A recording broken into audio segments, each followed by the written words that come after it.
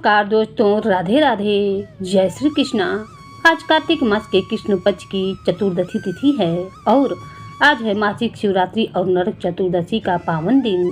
आइए आपको सुनाते हैं नरक चतुर्दशी के दिन सुनी जाने वाली बड़ी ही रोचक कथा। मान्यता है कि नरक चतुर्दशी के दिन ही भगवान श्री कृष्ण ने नरकासुर का संहार करके धर्म की रक्षा की थी और संसार को भय मुक्त किया था।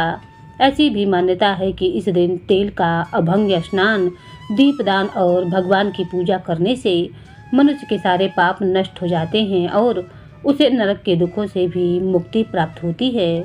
तो आइए इस दिन भव्य भावना के साथ अब सुनते हैं नरक चतुर्दशी की पावन कथा, जो हमें सिखाती है कि सच्चा प्रकाश केवल दीपों का ही नहीं बल्कि हमारे कर्मों का भी होता है और हमारे मन का भी होता है। नरकासुर नामक एक महान पराक्रमी राक्षस था जो भूमि से उत्पन्न हुआ था। उसने देवराज इंद्र और संपूर्ण देवताओं को युद्ध में जीतकर देव माता अदिति के 2 तेजस्वी कुंडल छीन लिए थे। साथ ही देवताओं के तरह तरह के रत्न, इंद्र का ऐरावत हाथी, उच्च श्रवा घोड़ा, कुबेर के मणिमाणिक्य आदि और पद्मनिधि नामक शंख भी ले लिया था। वह आकाश में विचरण करने वाला था और आकाश में ही नगर बनाकर उसके भीतर निवास करता था। एक दिन संपूर्ण देवता उसके भय से पीड़ित हो सतीपति इंद्र को आगे करके अन्यायी महान कर्म करने वाले भगवान श्री कृष्ण की शरण में गए। श्री कृष्ण ने भी नरकासुर की सारी चेष्टाएं सुनकर देवताओं को अभयदान देकर विनती करके गरुड़ का स्मरण किया। सर्वदेव वंदित महाबली गरुड़ उसी समय भगवान के सामने हाथ जोड़े हुए उपस्थित हो गए। भगवान सत्यभामा के साथ गरुड़ पर सवार हुए और मुनियों के द्वारा अपनी स्तुति सुनते हुए उस राक्षस के नगर में पहुंच गए। जैसे आकाश में सूर्य का मंडल चमकता होता है, उसी प्रकार उसका नगर भी चमक रहा था। उसमें दिव्य आभूषण धारण किए हुए बहुत से राक्षस निवास करते थे। वह नगर देवताओं के लिए भी दुर्लभ था। भगवान ने उसके कई आवरण देखे, चक्र से उन्हें काट डाला।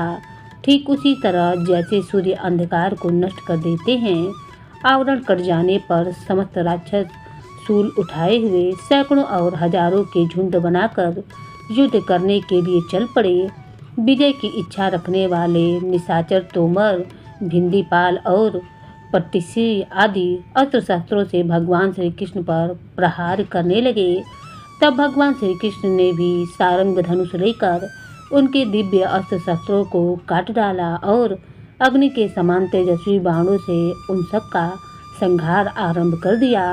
इस प्रकार समस्त राक्षस मारे जाकर पृथ्वी पर गिर पड़े।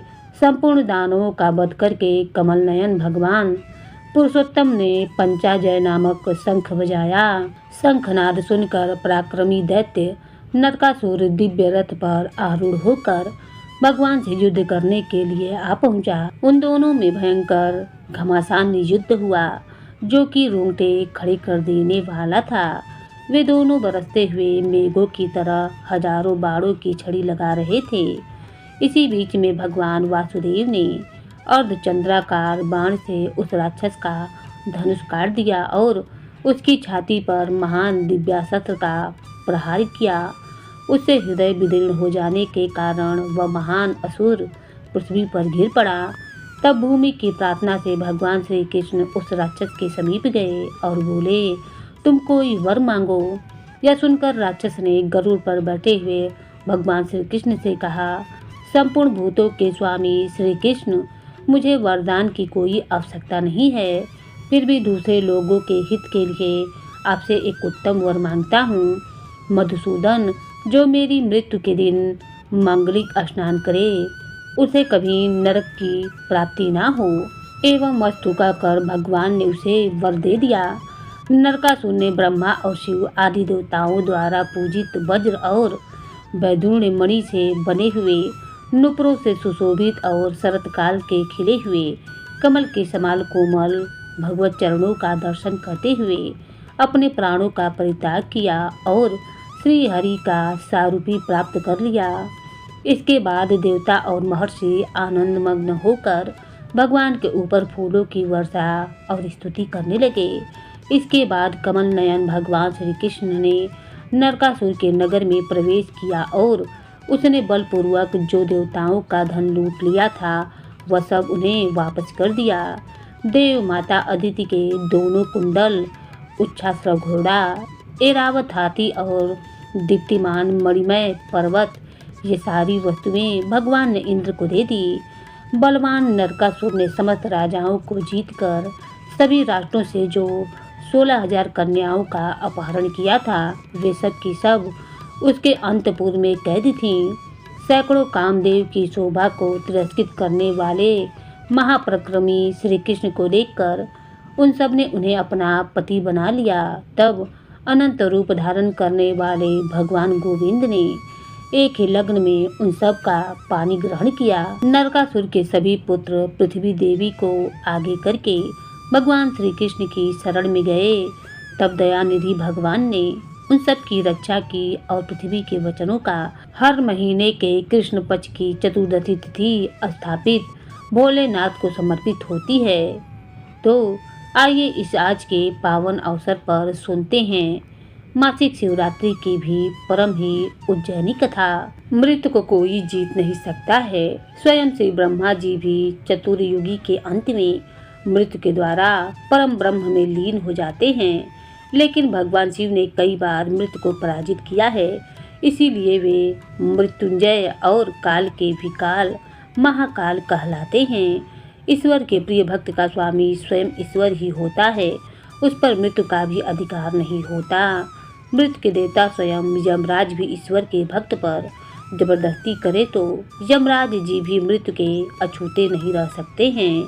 यह प्रसंग कोई काल्पनिक नहीं बल्कि महान शिव भक्त राजा श्वेत के जीवन में घटित घटना पर आधारित है।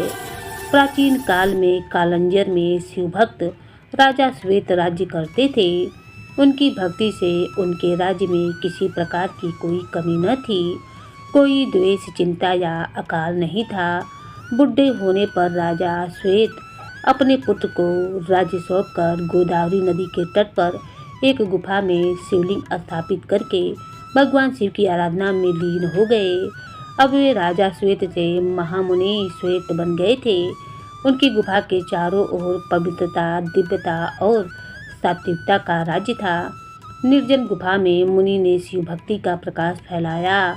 श्वेत मुनि को न तो कोई रोग था न कोई ही शोक था, इसीलिए आयु पूरी होने पर भी उन्हें उनकी अनुमति न हुई, क्योंकि उनका सारा ध्यान तो भगवान शिव की भक्ति में ही लगा था। वे अभय होकर रुद्राध्याय का पाठ कर रहे थे और उनका रोम रोम शिव जी की स्तुति से प्रतिध्वनित हो रहा था। यमदूतों ने मुनि के प्राण लेने के लिए जब गुफा में प्रवेश किया तो गुफा के द्वार पर ही उनके अंग स्थिर हो गए। वे सब जड़वत हो गए। वे गुफा के बाहर ही द्वार पर खड़े खड़े श्वेत मुनि के प्रतीक्षा करने लगे। ईश्वर जब मृत्यु का समय निकालने लगा तो महाराज चित्रगुप्त ने यमराज जी से पूछा कि महाराज, श्वेत की आत्मा को लेकर यमदूत अभी तक क्यों नहीं आए। यह जानकर क्रोधित होकर स्वयं यमराज जी श्वेत के प्राण लेने के लिए पृथ्वी पर आ पहुँचे। गुफा के द्वार पर कांपते हुए यमदूतों ने यमराज से कहा, प्रभु, राजा श्वेत तो अब राजा न रहकर महामुनि हो गए हैं। वे शिव जी के परम भक्त और उनके द्वारा सुरक्षित हो गए हैं। अब तो हम उनकी ओर आंख तक उठाकर नहीं देख सकते। यमदूतों की बात सुनकर यमराज पास लेकर श्वेत मुनि की कुटिया में प्रवेश कर गए। श्वेत मुनि उस समय भगवान शिव की पूजा में लीन थे। अपने समान विकराल शरीर वाले मृत्यु के देवता यमराज को देखकर वे चौंक पड़े और शिवलिंग को पकड़ते हुए यमराज से कहा, देव, आप यहाँ पर क्यों पधारे हैं? जब ऋषभध्वज मेरे रक्षक है तो मुझे किसी का कोई भय नहीं। महादेव इस शिवलिंग में विद्यमान हैं, इसीलिए आप यहाँ से चले जाइए। तब यमराज जी ने कहा, श्वेत, तुम मुझे नहीं जानते हो। तुम्हें मुझसे कोई भी त्रिदेव यानी कि ब्रह्मा, विष्णु, महेश भी नहीं बचा सकते। मैं तुम्हें यमलोक ले जाने के लिए आया हूँ। श्वेत मुनि ने निडरता से शिवलिंग को अंगों में भरते हुए यमराज से कहा कि आपने काल के भी काल महाकाल की भक्ति को चुनौती दी है। उमापति महादेव कड़कड़ में विराजमान हैं और उनको पुकारने पर वे अपने भक्तों की रक्षा करने के लिए अवश्य ही आते हैं। तब यम बोले कि मुझे शिवजी से भी कोई भय नहीं। ऐसा कहते हुए क्रोधित होकर यमराज ने हाथ में पाश लेकर श्वेत मुनि पर फंदा डाल दिया। श्वेत मुनि की रक्षा कर रहे भैरव बाबा ने यमराज को वापस लौट जाने की चेतावनी दी। शिव भक्त पर मृत्यु का आक्रमण भैरव बाबा को बर्दाश्त न हुआ और उन्होंने यमराज पर प्रहार कर दिया, जिससे कि मृत्यु के देवता वहीं पर शांत हो गए। शिव भक्त की रक्षा के लिए भगवान शिव के पुत्र कार्तिकेय जी भी वहां पर पहुंच गए और यमराज पर शक्ति अस्त्र से प्रहार कर दिया, जिससे कि मृत्यु के देवता यमराज की भी मृत्यु हो गई। यमराज की मृत्यु पर सभी देवता शिव जी से यमराज को पुनर्जीवित करने की प्रार्थना करने लगे। तब शिव जी ने देवताओं से कहा, मेरे और भगवान श्री विष्णु के जो भक्त हैं उनके स्वामी स्वयं हम हैं, इसीलिए मृत्यु का भी हमारे भक्तों पर कोई अधिकार नहीं होता। स्वयं यमराज और उनके दूतों का उनकी ओर देखना भी पाप है और स्वयं यमराज भी हमारे भक्तों को अब प्रमाण करें। तब भगवान शिव ने देवताओं के आग्रह को मानते हुए यमराज को पुनर्जीवित किया। फिर यमराज ने उठकर श्वेत मुनि से कहा, संपूर्ण लोकों में अजय तुमने मुझे भी जीत लिया है, अब मैं तुम्हारा अनुगामी हूँ। तुम भगवान शिव की ओर से मुझे अभय प्रदान करो। श्वेत मुनि ने यमराज से कहा, भक्त तो विनम्रता की मूर्ति होते हैं, देव आपके भय से सतपुरुष परमात्मा की शरण लेते हैं। तब प्रसन्न होकर यमराज जी वहां से अपने लोक को चले गए। यह थी नरक चतुर्दशी की पावन कथा। प्रेम से बोलिए भैरव बाबा की जय। पुराण में एक कथा और वर्णित है, वह इस प्रकार है। प्राचीन काल में चित्रभानु नाम का एक शिकारी था। जानवरों की हत्या करके वह अपने परिवार का पेट पालता था। वह एक साहूकार का कर्जदार था, लेकिन उसका ऋण समय पर नहीं चुका पाया। तब क्रोधित होकर साहूकार ने शिकारी को शिवमठ में बंदी बना लिया। संयोग से उस दिन शिवरात्रि थी। साहूकार के घर पर पूजा हो रही थी। तब शिकारी भी ध्यान मग्न होकर भगवान शिव संबंधी धार्मिक बातें सुनता रहा। चतुर्दशी को उसने शिवरात्रि की व्रत की कथा भी सुनी। शाम होते होते साहूकार ने उसे अपने पास बुला लिया और ऋण चुकाने के बारे में बात की। तब शिकारी ने अगले दिन साहूकार का सारा कर्ज चुका देने की बात की। तब साहूकार ने उसे बंधन से मुक्त कर दिया। अपनी दिनचर्या की तरह वह शिकारी जंगल में शिकार करने के लिए निकला, लेकिन दिन भर बंदी गृह में रहने के कारण वह भूख प्यास से व्याकुल था। शिकार ढूंढता हुआ वह बहुत दूर निकल आया। जब अंधेरा हो गया तो उसने सोचा कि अब तो रात जंगल में ही बितानी पड़ेगी। तब वह उस जंगल में एक तालाब के किनारे एक बेल के पेड़ पर चढ़कर रात बिताने का इंतजार करने लगा। बेल के पेड़ के नीचे एक शिवलिंग था जो बेलपत्र से ढका हुआ था। शिकारी को इस बात का पता नहीं चला। पड़ाव बनाते समय उसने जो टहनियाँ तोड़ी वे संयोग से उस शिवलिंग पर गिरती चली गईं। इस प्रकार दिन भर भूखे प्यासे शिकारी का व्रत भी हो गया और शिवलिंग पर बेलपत्र भी चढ़ते गए। एक प्रहर रात बीत जाने पर एक गर्भ धारण की हुई हिरणी तालाब पर पानी पीने पहुंची। शिकारी ने उसे देखा तो धनुष पर तीर चढ़ाकर जैसे ही डोरी खींची, हिरणी बोल उठी, मैं गर्भवती हूँ, जल्दी ही बच्चे को जन्म दूंगी। तुम एक साथ इस तरह दो दो जीवों की हत्या करोगे जो ठीक नहीं है। मैं अपने बच्चे को जन्म देकर जल्दी ही तुम्हारे सामने आ जाऊंगी, तब तुम मुझे मार लेना। शिकारी ने प्रत्यंचा ढीली कर दी और हिरणी भी देखते ही देखते जंगली झाड़ियों में गायब हो गई। डोरी ढीली करने और चढ़ाव के वक्त कुछ बेलपत्र अन्यासी टूटकर शिवलिंग पर गिर पड़े। इस प्रकार उस शिकारी के द्वारा अनजाने में ही शिवरात्रि के प्रथम प्रहर की पूजा भी संपन्न हो गई। कुछ देर के बाद एक और हिरणी उधर से निकली। शिकारी की खुशी का कोई ठिकाना न रहा। पास आने पर उसने धनुष पर बाण चढ़ाया। तब उसे देखकर हिरणी ने प्रसन्नतापूर्वक निवेदन किया, हे शिकारी, मैं थोड़ी देर पहले ऋतु से निवृत्त हुआ हूँ। कामातुर गृहिणी हूँ, अपने की खोज में भटक रही हूँ। अपने पति से मिलकर मैं जल्दी ही तुम्हारे पास आ जाऊंगी। तब शिकारी ने उसे भी जाने दिया। 2 बार शिकार को खोकर अब उसका माथा ठनका। शिकारी चिंता में पड़ गया।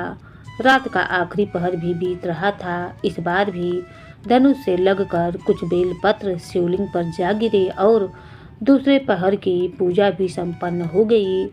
तभी एक और हिरणी अपने बच्चों के साथ उधर से निकली। शिकारी के लिए यह स्वर्णिम अवसर था। उसने धनुष पर तीर चढ़ाने में अब बिल्कुल भी देरी ना की। वह तीर छोड़ने ही वाला था कि हिरणी बोल उठी, हे शिकारी, मैं इन बच्चों को इनके पिता के पास छोड़कर आ जाऊंगी। इस समय तुम मुझे मारो मत।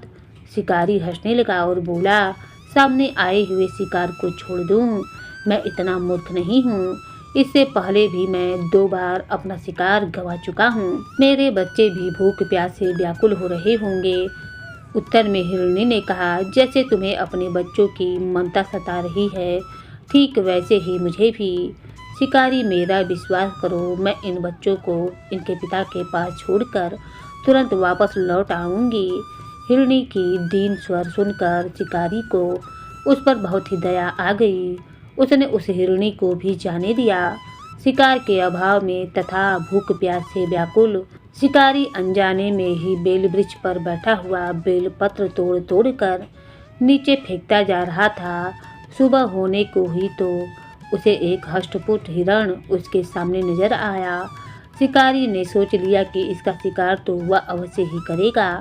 शिकारी की प्रसन्नता तनी देखकर वह हिरण विनती करने लगा, हे शिकारी, अगर तुमने मुझसे पहले आने वाले 3 हिरणियों और छोटे छोटे बच्चों को मार डाला है तो मुझे मारने में भी देरी मत करो। मैं उन हिरणियों का पति हूँ। अगर तुमने उन्हें जीवन दान दे दिया है तो मुझे भी कुछ देर का जीवन दान देने की कृपा करो। मैं उन सब से मिलकर तुम्हारे सामने खुद ही उपस्थित हो जाऊंगा। हिरण की यह बात सुनते ही शिकारी के सामने रात का पूरा घटनाक्रम घूम गया। उसने सारी बातें हिरण को सुना दी। जानकर हिरण बोला, मेरी 3 पत्नियां जिस प्रकार प्रतिज्ञा करके यहाँ से गई हैं, मेरी मृत्यु से वे अपने धर्म का पालन नहीं कर पाएंगी। इसीलिए हे शिकारी, जैसे तुमने उन पर विश्वास करके उन्हें छोड़ा है, वैसे ही इस समय मुझे भी जाने दो। मैं उन सब के साथ तुम्हारे सामने जल्दी ही उपस्थित होता हूँ। शिकारी ने हिरण की बात मानकर उसे भी जाने दिया। इस प्रकार प्रातः हो गई। उपवास, रात्रि जागरण और शिवलिंग पर बेलपत्र चढ़ने से अनजाने में ही उस शिकारी से शिवरात्रि की पूजा भी संपन्न हो गई। पर अनजाने में की गई पूजा का परिणाम उसे तत्काल मिल गया। शिकारी का हिंसक हृदय निर्मल हो गया, कोमल हो गया। अब उसके हृदय में भगवत शक्ति का भी वास हो गया। थोड़ी ही देर के बाद देखते ही देखते वह हिरण अपने पूरे परिवार सहित उनके सामने उपस्थित हो गया ताकि वह उन्हें मारकर शिकार कर सके। किंतु जंगली पशुओं की ऐसी सत्यता, सात्विकता और सामूहिक प्रेम भावना देखकर शिकारी को बड़ी ही ग्लानि हुई। उसे खुद से बड़ी शर्मिंदगी हुई। उसने उस मृग परिवार को जीवन दान दे दिया। अनजाने में शिवरात्रि के व्रत का पालन करने पर भी शिकारी को अंत में मोक्ष की प्राप्ति हुई। जब मृत्युकाल में यमदूत उसके जीवों को ले जाने आए तो शिवगणों ने उन्हें वापस भेज दिया और शिकारी को शिवलोक ले गए। भगवान शिव की कृपा से ही अपने इस जन्म में राजा चित्रभानु अपने पिछले जन्म को याद कर पाए थे तथा शिवरात्रि के महत्व को जानकर उनका अगले जन्म में भी पालन कर पाए। हर हर महादेव। तो यह थी आज की कथा, यहीं पर समाप्त होती है।